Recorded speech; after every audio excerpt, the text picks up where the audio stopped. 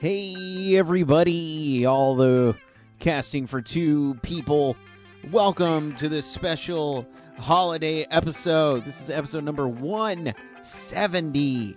And I'm excited for today's episode because it's another one of the special holiday episodes that I did last month with the Thanksgiving episode, stories.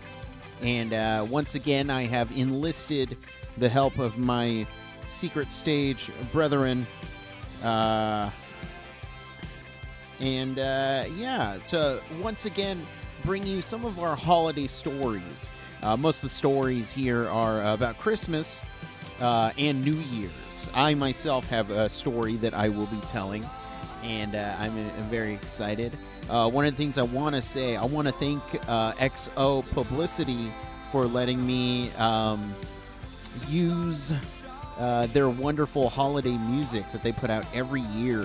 And you guys, if you haven't had a chance to listen to that, I suggest you go do it, okay? And you can go on to the website, xopublicity.com, and download all the holiday music. And fun fact, every band that you hear has been a guest on the show. So I'm very excited about that. Right now, you're listening to, or in the background, you hear one of my favorite bands, the Winter Sounds, with the band called Mass X. And I'm going to have other artists like Eagle Wolf Snake, Khaleesi, Blue Skies for Black Hearts, Andrew Jocelyn. So in all the info is at the link at the bottom, so go do that. But I guess I should get into my story, eh? So my holiday story actually is a New Year's story. It took me a while to just kind of track down which story I wanted to use, and I have to say probably my most favorite holiday memory was... Now, for you kids at home, there was this thing happening back in 1999 into 2000 called Y2K, where for some reason the computers were going to not register the fact that it was the year 2000 and go back in time and stop working. And, people be freaking out about different shit, so whatever. So, my family and I were actually in Paris at the time. And we were not too afraid of the Y2K scandal. When we saw other countries celebrating New Year's, we said, okay, we're going to be just fine. But I remember this so vividly because we spent New Year's in a tent right outside a big, giant castle. No idea where this is, but I knew it was pretty cool. And basically what had happened was we were sitting there eating. We were eating duck, first off. And it was very crazy. I've never had duck in my life, but I knew it was a bit greasy. And I remember eating the cake, which everything there had champagne. And I was about 12 or 13 at the time, so it just tasted funny to me. Now, in my own adult life, I'm not really much of a champagne drinker. But when you're 12 and 13, it's just like, oh my gosh, am I going to go to jail for this? But one of the things that I really remember was they had a dance floor, and we were with a bunch of high schoolers because my sister got invited to a marching band to march in their parade. So it was me, my family, and her entire marching band, which is super cool. But I remember going on the dance floor and my sister bringing me out wanting to dance, and I had this crush on this gorgeous redhead who it doesn't matter. And so I remember dancing on the dance floor like the loser that I was with my fancy sweater. And out of nowhere, there was this door to the kitchen. And one of the cooks was kind of getting a little bit too into the music, a little bit too into the party atmosphere. And so what he decided to do was, hey, I'm having fun, they're having fun. It'd be even more fun if I took off all my clothes in front of all these kids, a lot of which are under 18, because you know what? It's Paris. Who cares? Hey, yo, like, that's how he talked. So I remember the guy removing his shirt, and before I saw anything, my sister grabbed me, and she did that thing where she put her entire hand over my eyes and dragged me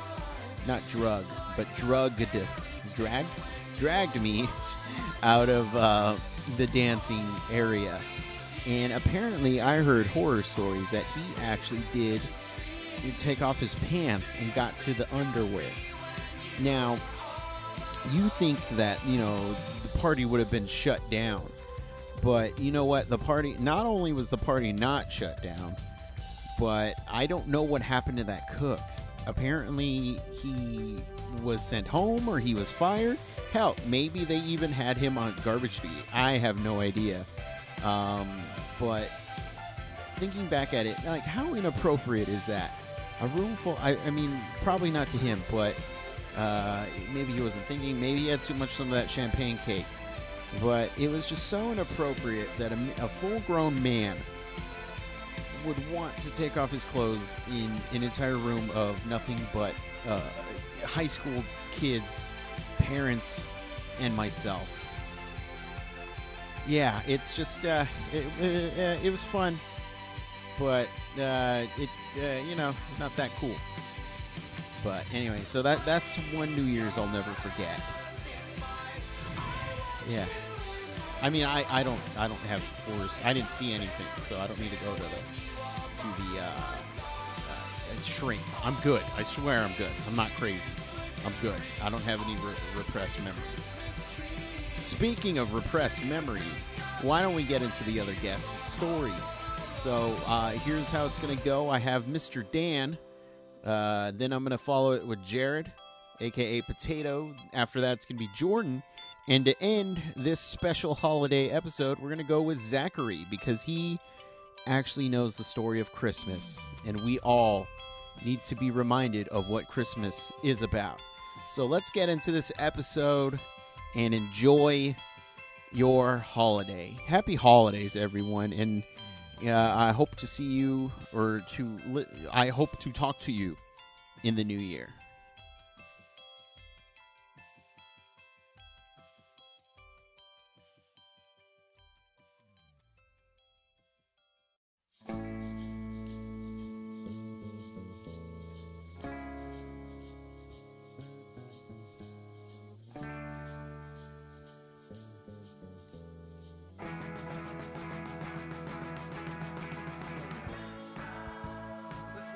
Hi, I'm Dan from the Secret State Show, and this is what Christmas means to me.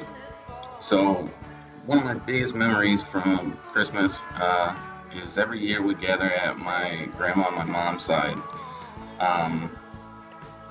She lived in the same house the whole time, so we always met there, and unfortunately over the years, that scary thing that can happen where it got smaller and smaller.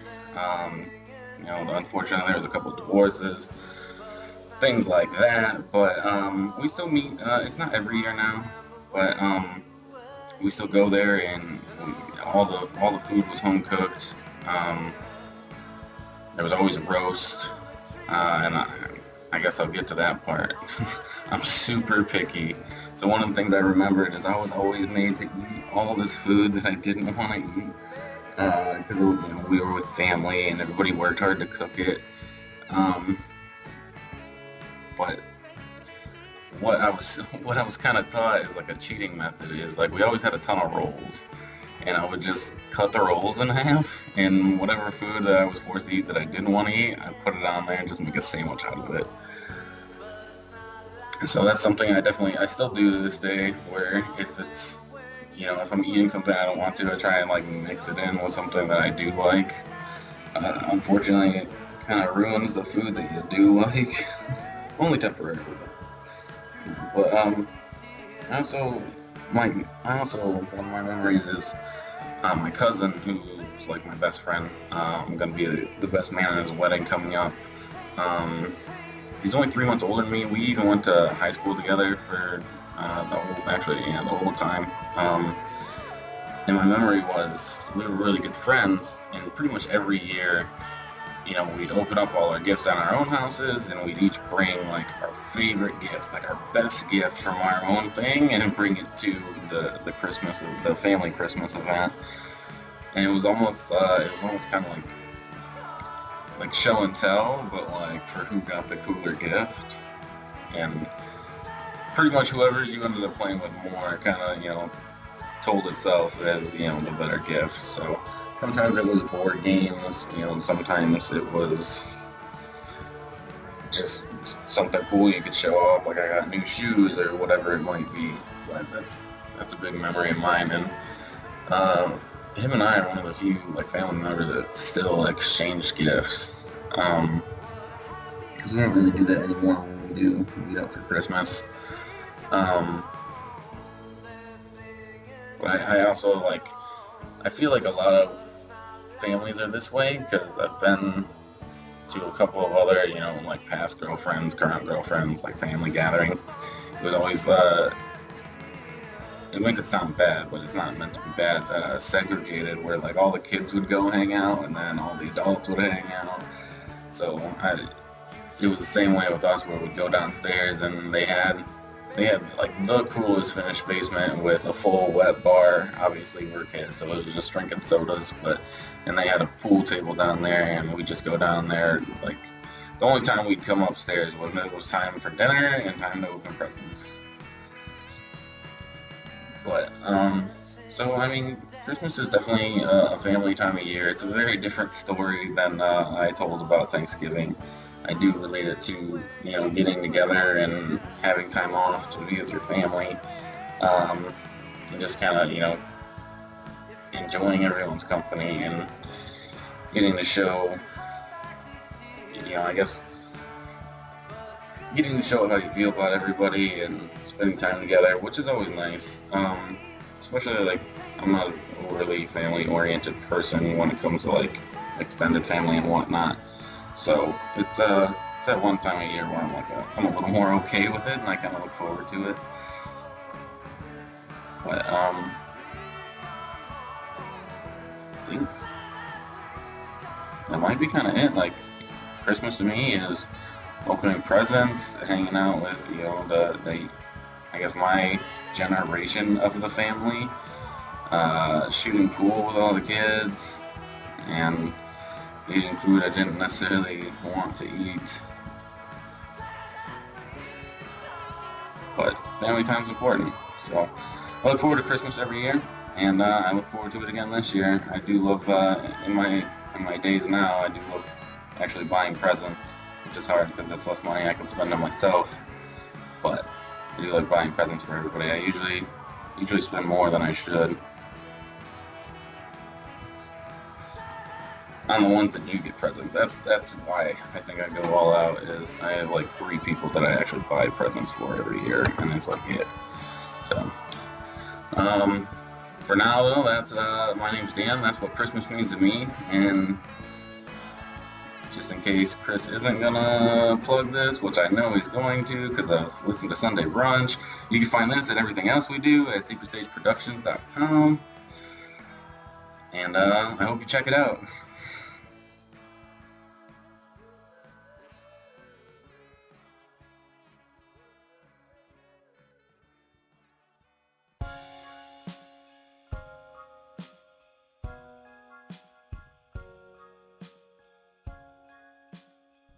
Hey guys, it's Jared, the lead writer of SecretStageProductions.com, and I wanted to tell you the most memorable story I've ever had at Christmas time. And, I mean, if you know me, I am very much a big nerd when it comes to video games and stuff, so obviously the story I have to tell has something to do with video games, but not really in a way that you'd expect. So this is about the Christmas of 2002. I was 7 years old, I believe, and this is the time where me and my brother were both asking for Game Boy Advances, like the original non-lineup one, the widescreen, weird-looking one, for Christmas. And come Christmas time, my parents got me and my brother both Game Boy Advances. The thing was, the Game Boy Advances that we were given were bundled with the not too popular Game Boy Advance e-reader. This is a thing where you could scan like physical cardboard cards onto the reader, and then you could play special games that you could scan in. You could scan in things and get certain items in Animal Crossing and be connected to a GameCube. You could also play some old NES games if you scan the right cards. And this is a story about that. So, me and my brother got these things, and we were playing with the cards, playing with all that because we think we're cool. And my dad, who's not really a video game player at all, actually like never plays video games, comes up and is like, "Whoa, what are you playing?" And we're like, "Oh, we're scanning these cards in, and we're seeing this game pop up, and it's Donkey Kong Jr." My dad instantly goes, "Oh, I used to play that game all the time on my brother's NES."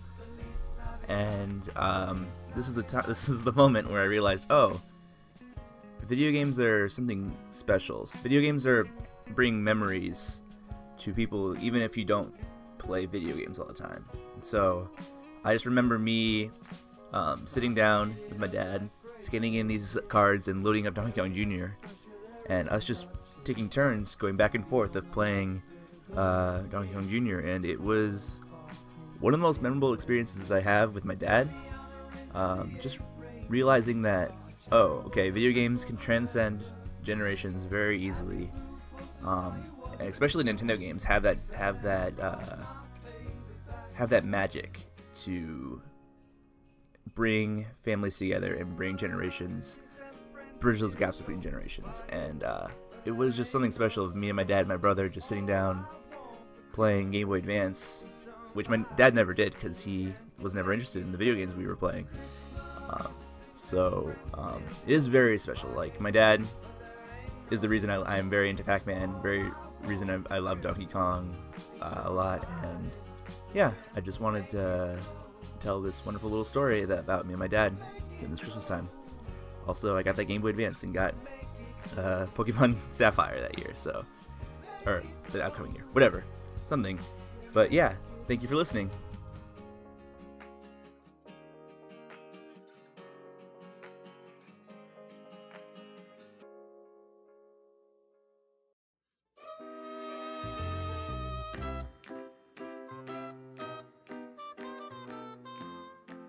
Hey, this is Jordan Carlson from Secret Stage Productions' Nintendo show Podcasting with Power.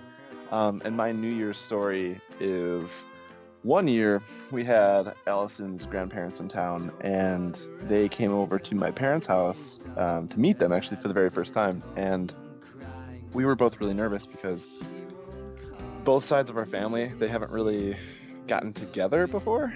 So this is like the first time our families like intermingled, and they're so laid back that we were like, this is going to be totally fine. We're not going to have any issues here.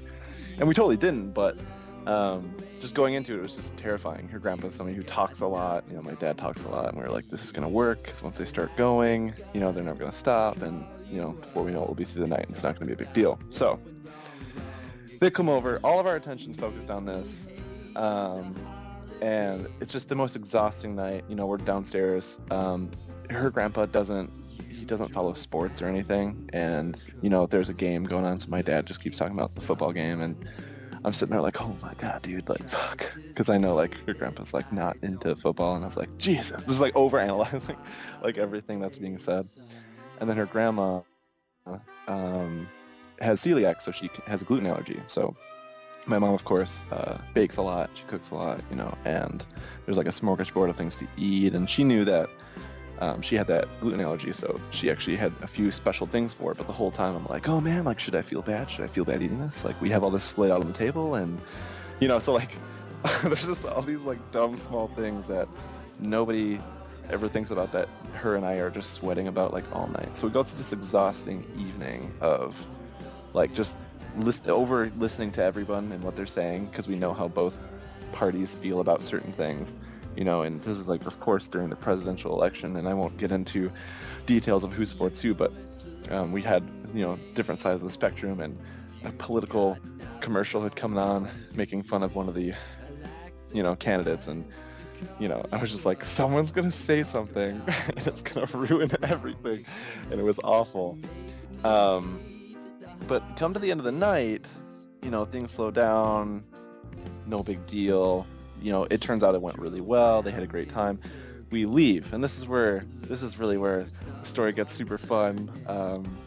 As some of the listeners might know, Allison and we lived with Dan for a few years out in Pontiac, Michigan, and so we were like, okay, great. The night went well. Let's just go home. We can relax. Not gonna be a big deal. We'll just go chill out. And I want to point out where the story is going. We're not mad about it. And Dan, I know you're listening to this, so you're gonna hear this, and you already know. But so we go to our apartment, and we're walking up, and it's New Year's Eve, so things going down, and there's a huge old big pile of vomit outside our house, and we're like, what the heck, man? What's going on with this? So walk up, and I'm looking at it that's really weird. Open the door, go inside. We had stairs right away, so you can't really see the apartment. It's dark. So we go up the stairs, and the opening into the living room, and I just see people just laying on the floor. And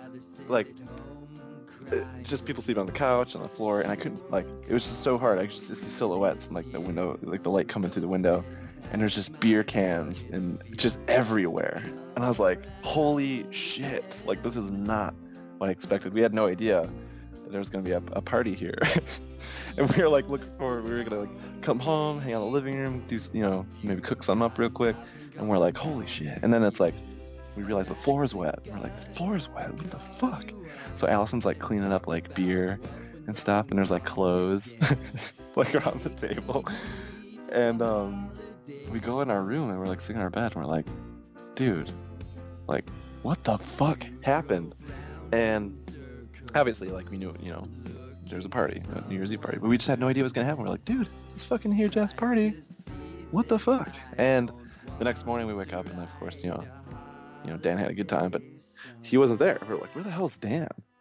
And Kara's like, oh, he had to work. And we were like, what? So Dan got in pure Dan fashion, got fucking wasted, and then just went to work the next morning, because he's made of steel and can do things like that. And his girlfriend was helping clean up the apartment and stuff. But it was just after this huge, crazy, stressful night of making sure our families were getting along, we were like, oh man, we can go home and relax. And no, it was a big party. Which we were like, maybe if we'd come home to the party happening, we could have joined the party, but the party was over. People were fucking out. It was just nuts. But that's my New Year's story. So there's that.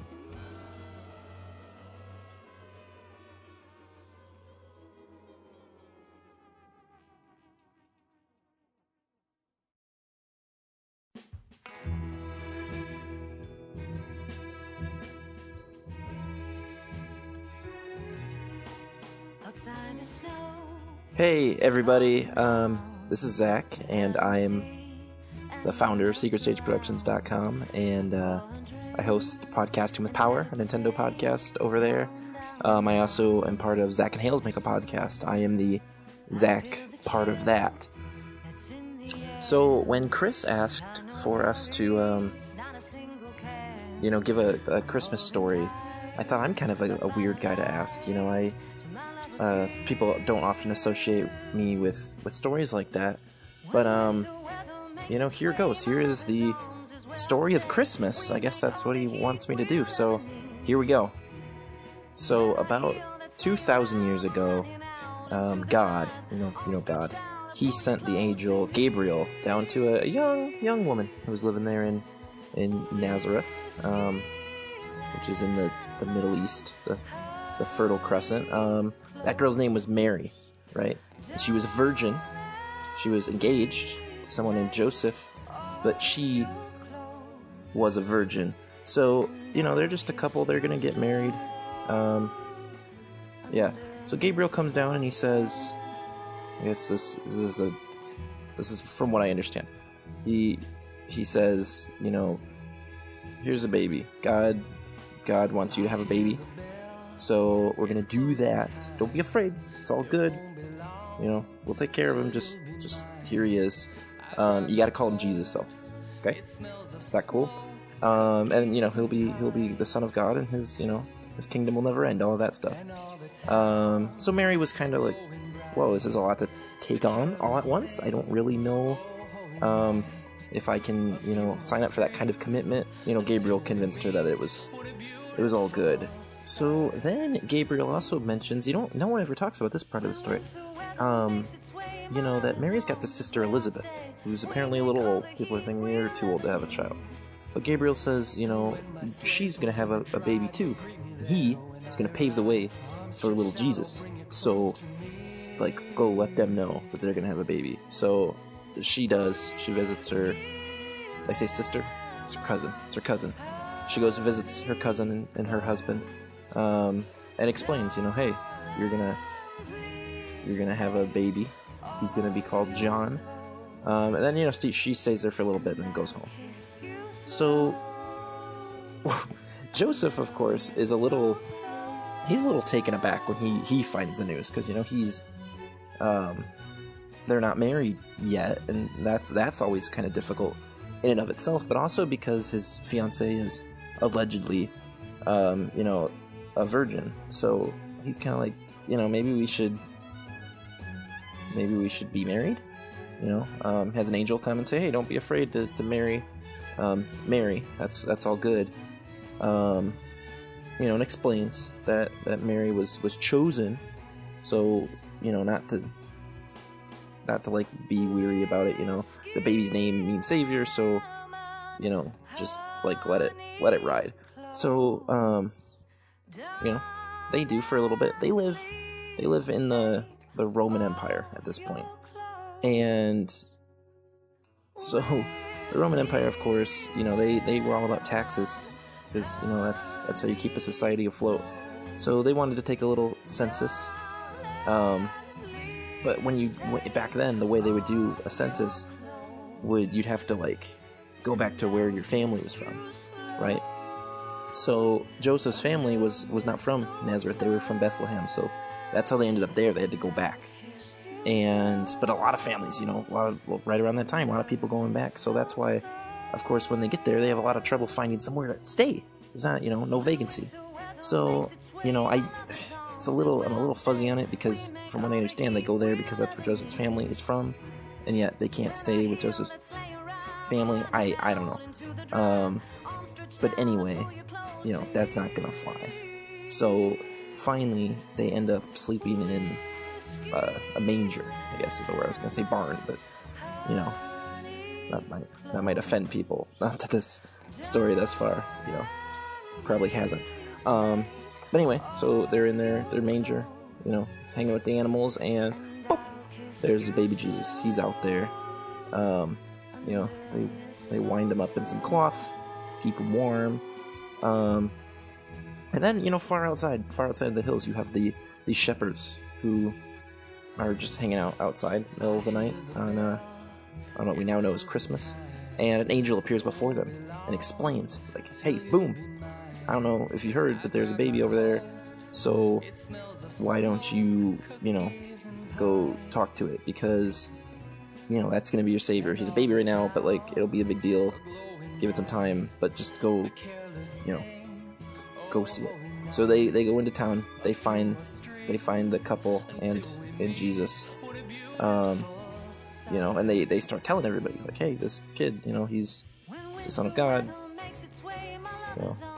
good work. I don't know who they told. I don't know if they had a lot of friends, given that they lived so far out of town. I don't know if they told the sheep. I don't know if they put up a flyer. I don't really know. But anyway, so in addition to the angel coming to these shepherds, they also put a big bright star in the sky. It was kind of like a billboard. And so some wise men, you always hear the three wise men. So they see the star, and they're like, all right, that's the new king. We gotta go give him some stuff. Not a whole lot you can give a newborn to impress them, but give it a shot. So they decide that they're gonna go do that. These gifts, of course, everyone knows were gold, frankincense, and myrrh, which is like a... See, no one ever knows what that is. It's like a plant thing. It smells a certain way. Like, it's cool. It's cool. Babies everywhere love that kind of stuff. So, now baby Jesus has some cool stuff. And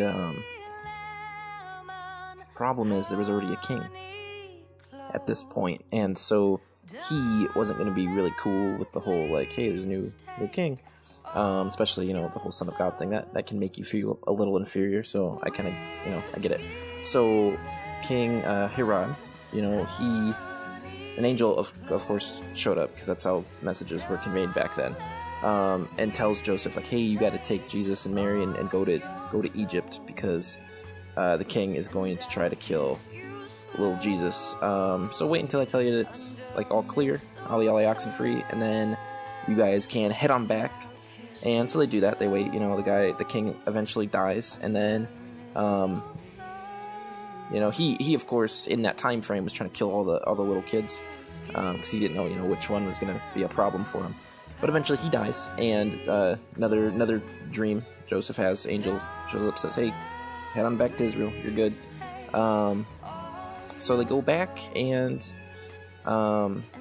that's where Jesus grew up. So that's Christmas. That's what we celebrate, the birth of Jesus. Was he born on December 25th? Of course not. But hey, you had to pick a day, right? So why not? There's not a whole lot going on that time of year except for New Year's. But it is first and foremost important to remember this is why well, it's not, but it's that pagans put Christmas trees in their house to remind them of the coming spring, and why it is why we give gifts, to go back to the wise men there. They had some cool gifts, so you should give some cool gifts to people that you like, and also just hang out, have a holiday party, do whatever you want. It's Christmas. Merry Christmas. Have a happy New Year. Celebrate whatever you want. Quite frankly, I don't care at all. So enjoy the holidays. Bye.